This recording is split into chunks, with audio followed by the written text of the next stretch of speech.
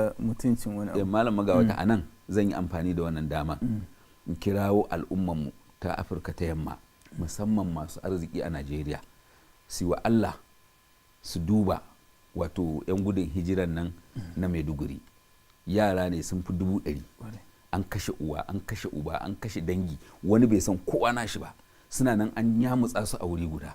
Ka gani wa'anda ma aka sa su tare su yi musu abin da suke so, in mace ce su yi lalata da ita, su yi to wa'annan fa idan muka samu shekara 20 nan gaba, to wa'annan su su zama na kuma sabon bala'i.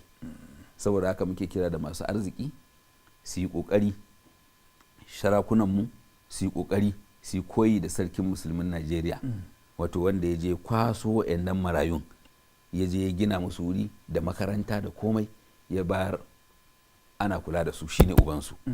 To shauran sarakuna ma su yi irin wannan, shauran masu kuɗi su yi wannan, ƙungiyoyin addini su yi wannan, masallatai su ma su yi wannan.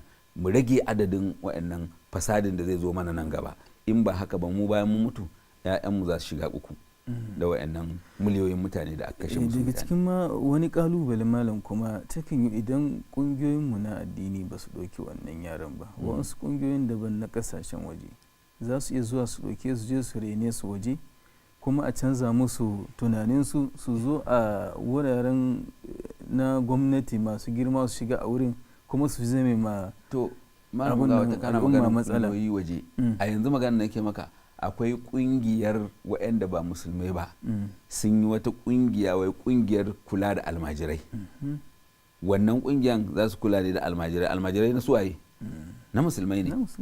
Irin waɗannan da ake sakin iyayensu da shauransu ba su da galihu, su ake turawa. So za a ɗebe su, a suna da kuɗi, wannan daga waje za a tura musu kuɗi, za su canja mana daga musulunci wa'ancan su zama kaza, kuma su zama miyagu babban abokanan gaba. Saboda mai, saboda ku al'umman kun ki ku yi musu komai, wata al'umma ta ɗauke su ta musu wani abu.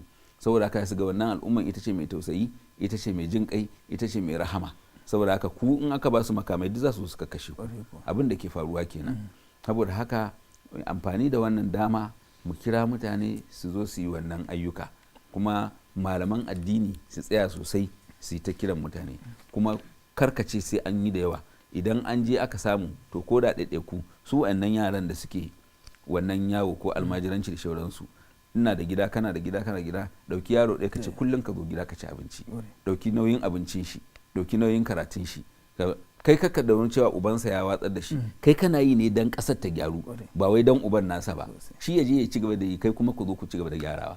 In muka yi haka, in Allah yarda za mu samu mu rage adadin barna da kuma tasirin wannan abun ga al'ummanmu. Tai malam za mu je takaitaccen hutar lokaci.